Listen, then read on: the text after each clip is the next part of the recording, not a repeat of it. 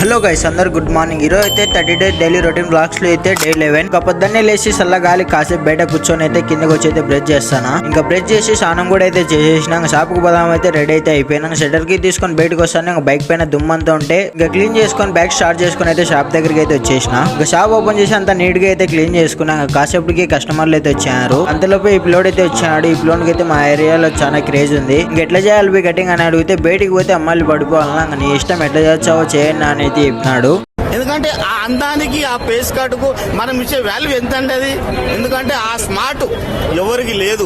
ఎవరి bike cutting చేసేటప్పుడు మధ్యలో అయితే మనకైతే పార్సల్ అయితే వచ్చింది. పార్సల్ తీసుకొని పక్కన అయితే పెట్టేసిన. ఈ పిల్లని కూడా అయితే కటింగ్ చేసేసిన. కటింగ్ ఎలా ఉందో మీరే అయితే చెప్పండి. అప్పుడే స్కూల్ నుంచి అయితే వేరే పిల్లడు అయితే వచ్చాడు. ఏంపి కటింగ్ బాగుంది కదా అంటే స్కూల్లో సార్ తిడతా అన్న మామూలు కటింగ్ చేయని అయితే చెప్పాడు. ఆ పిల్లని కూడా అయితే కటింగ్ చేసేసిన. షాప్ క్లోజ్ చేద్దామని టైం చూస్తే 1:30 అయితే అయ్యింది. షాప్ క్లోజ్ చేసి అయితే ఇంటికి అయితే వచ్చేసిన.